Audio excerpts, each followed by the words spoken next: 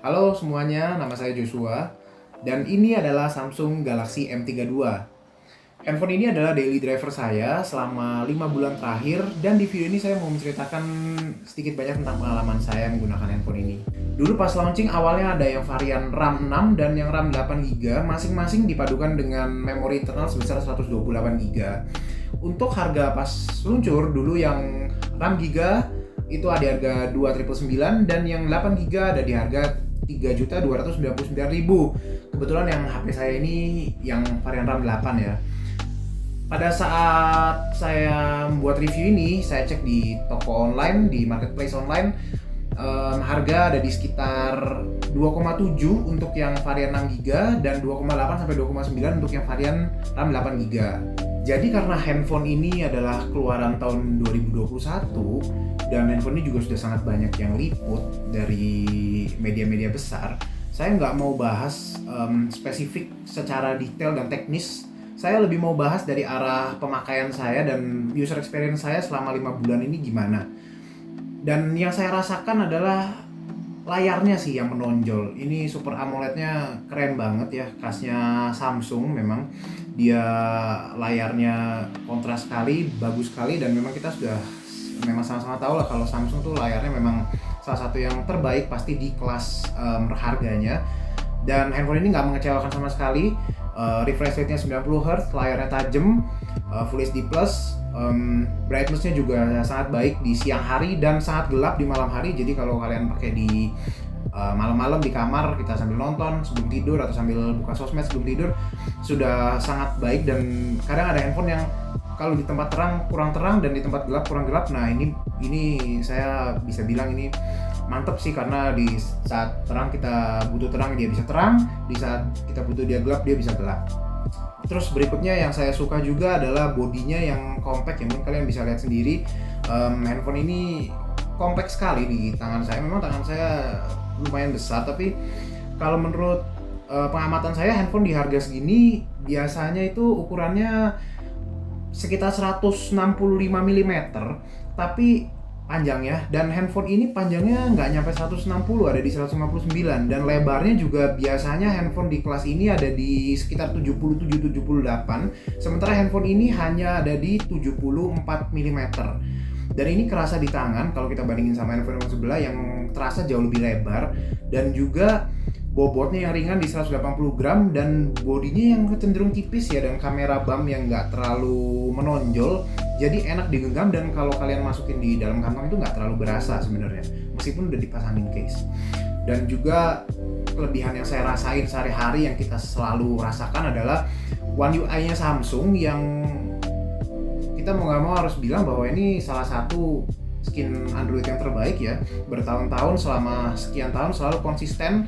Dari flagship hingga entry level, Samsung itu selalu mantep One UI-nya. Dan juga dukungan softwarenya yang handphone ini dijanjiin sampai Android 13, karena dia dijanjikan 2 tahun software update dan 3 tahun security patch. Nah saya juga nggak ngerti kapan Android 12-nya akan roll out, karena sampai review ini saya bikin masih di Android 11. Jadi saya menunggu Android 12-nya, dan ya kalau dilihat dari track recordnya Samsung ini cukup konsisten lah. Lalu juga battery life-nya yang menurut saya cukup baik. Dengan baterai 5000 mAh ini saya bisa dapat sekitar 7-9 jam screen on time setiap harinya.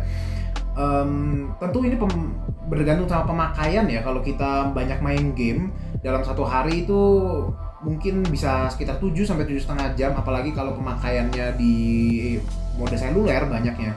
Tapi kalau dalam satu hari kita lebih banyak mungkin cuma nonton, mungkin kita browsing sosial media, mungkin kita browsing internet, chatting dan dengerin musik, mungkin bisa tahan sekitar 8,5-9 jam, apalagi kalau penggunaannya banyak di wifi. Jadi ya sekali lagi menurut saya, kalau untuk saya pribadi ini satu hari sudah cukup, tapi mungkin bagi orang yang intensif sekali pemakaiannya, di akhir hari harus ngecas lagi. Tapi jelas bukan berarti ini adalah handphone yang sempurna ya. Bagian terlemah justru ini bagian yang sangat penting buat banyak orang menurut saya adalah bagian kameranya. Kamera utama yang 64 megapiksel ini meskipun megapikselnya besar tapi ternyata masih kurang bagus ya, dan masih kalah dibanding handphone dengan kamera 48 atau 50 megapiksel dengan yang harga mirip-mirip. Untuk kualitas foto pada siang hari cukup bagus, cukup bisa bersaing dengan handphone di kelasnya. Dynamic range-nya oke, detailnya dapet, noise-nya juga minim, fokusnya juga gampang. Tapi ya ini 2021 2022, harusnya handphone kalau pada siang-siang hari udah cukup oke lah fotonya. Oke, jadi ini hasil perekaman kamera belakangnya. Sekarang jam 9 pagi ya, udah agak siang jadi terang banget. Tadi sarapan dulu soalnya. Ini saya rekam di resolusi Full HD 30 fps. Kalian bisa lihat ini lumayan ya. Sebenarnya di perekaman video ini ada opsi stabilisasi, tapi saya nggak ngerti itu EIS atau gimana, karena realitanya tetap nggak stabil ya. Kalau kalian bisa lihat nih, saya jalan pelan banget tapi tetap nggak stabil. Kalau kita gerakin, kita coba lihat bunga, kita fokusin bunganya.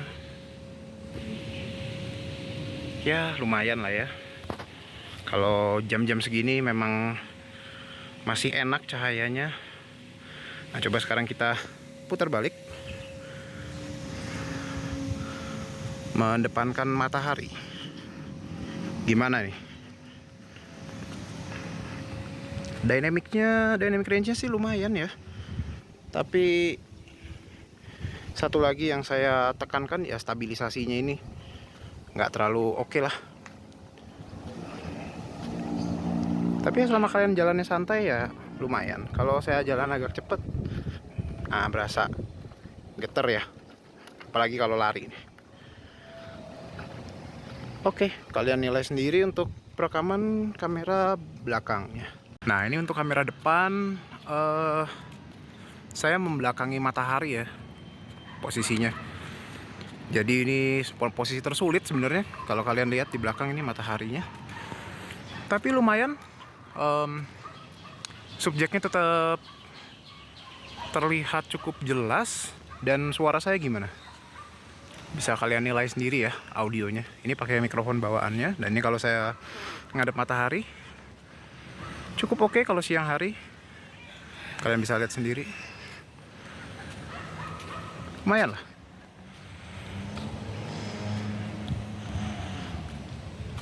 Oke, lumayan juga nih. Nah, tadi saya lupa ya buat ngambil video ultra wide nya. Sekarang jam 10, saya balik lagi, keluar lagi. Tapi mataharinya masih mirip-mirip. Ini ultra wide nya nggak ada autofocus ya. Jadi kalau kita balik lagi ke si bunga ini, kalau terlalu dekat kita nggak bisa fokus. Tapi kalau siang hari masih cukup lumayan kan.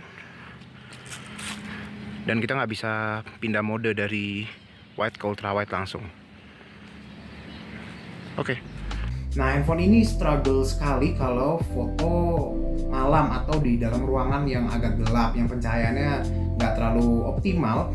Dia ini sangat langsung menurun drastis ya, kualitas fotonya, noise-nya langsung meningkat, detailnya menurun. Lalu kadang itu fokus huntingnya cukup menyebalkan dan kalau dibanding sama pesaing-pesaing sekelas ini masih kurang optimal lah. Nah, sekarang kita coba pas udah gelap ya. Ini udah jam 6 sore. Bisa kalian lihat. Nah, ini udah kelihatan banget ya yang saya bilang tadi. Noise-nya cukup berasa, detailnya hilang, dan dynamic range-nya udah kacau balau nih. Dan kita kalau mau fokus juga agak susah. Kayak saya mau pencet ke pohon yang ada di depan, ini tetap nggak bisa fokus. Iya, dan sekali lagi kita nggak bisa langsung switch ke lensa ultra wide ya. Harus berhenti dulu. Ini bunga yang tadi ya, karena di daerah sini ada penerangan yang cukup, jadi masih lumayan. Fokusnya lagi lama baliknya. Oke. Nah, saya balik arah. Kalau buat ultra wide nya ini lebih parah lagi ya, seperti yang kalian lihat ini. Wah,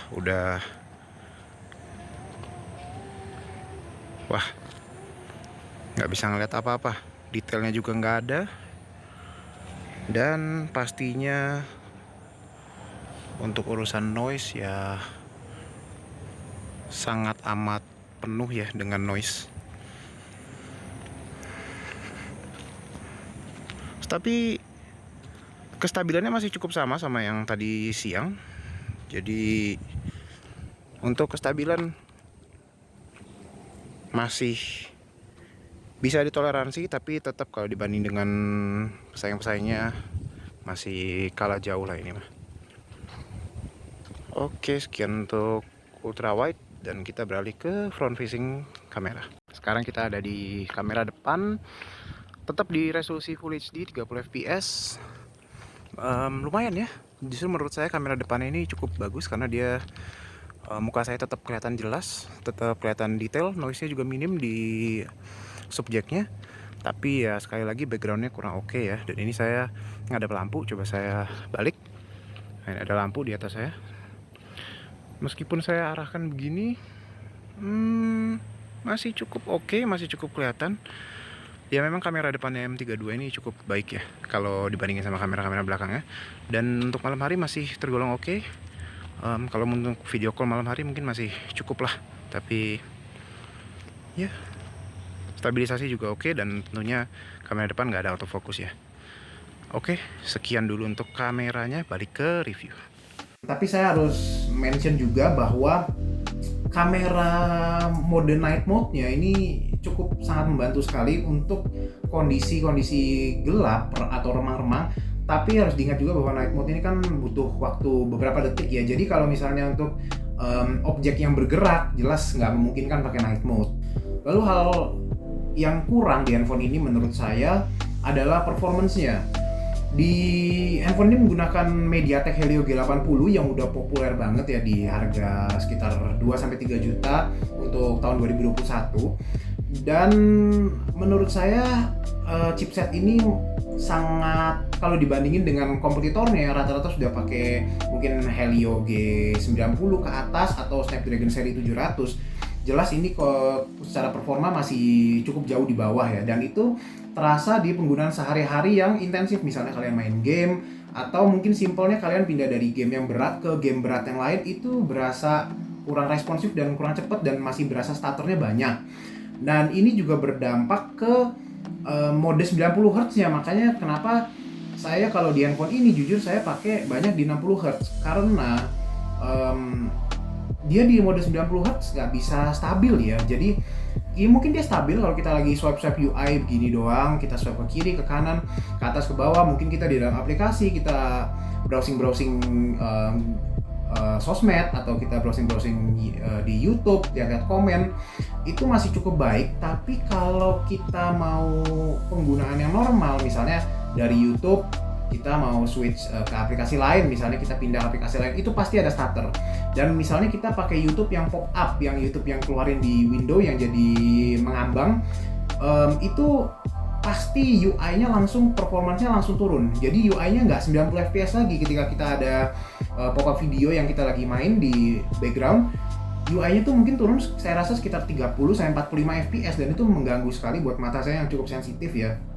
Jadi saya mendingan udahlah nggak usah pakai yang 90 Hz, yang 60 Hz saja, yang penting lebih stabil. Nah, sebenarnya kalau handphone ini dilihat dari segmentasinya dengan harga 2,7 sampai 2,9, buat siapa sih target demografisnya untuk handphone ini? Kalau saya pribadi melihat handphone ini untuk orang pengguna casual yang punya handphone tuh nggak mau ribet, dia mau dari brand ternama yang after sales-nya terjamin, dia mau software yang mudah dioperasikan, mau layar yang bagus, baterai yang cukup awet, kamera yang ya masih bisa lah, oke lah, masih cukup. Ini cocok buat multimedia, buat sosial media, buat chatting, mungkin buat handphone kedua, mungkin orang ini punya handphone flagship dan ini handphone buat dia kerja, masih cukup karena layarnya juga bagus, enak dilihat, nyaman di mata. Tapi kalau misalnya untuk seorang yang nyari performa di atas segalanya, mungkin suka main game, atau mungkin mau ngejadiin handphone ini sebagai misalnya mau banyak edit video atau edit foto, menurut saya masih kurang cocok. Banyak yang jauh lebih bagus di kelasnya. Dan juga karena banyak yang di downgrade ya handphone 2022 awal ini di kelas 2-3 juta ini minim sekali pesaingnya yang punya layar sebagus ini. Mungkin salah satu yang paling deket cuman Redmi Note 11, dan ya Redmi Note 11 tuh mereknya nggak semua orang suka. Kita harus akui gitu. Jadi untuk handphone ini dengan masih disupport sampai tahun 2024 security-nya, dan untuk softwarenya masih pakai sampai Android 13, menurut saya masih jadi pilihan yang cukup oke untuk kebanyakan orang, kecuali yang ngejar performa. Oke, jadi demikian pengalaman saya yang bisa saya sharing mengenai Samsung Galaxy M32. Tekan tombol like, subscribe, dan share ke teman-teman kalau video ini bermanfaat. Dan jangan lupa tulis di kolom komentar di bawah ya kalau ada pertanyaan, saran, maupun kritik. And see you guys in the next video. Bye-bye.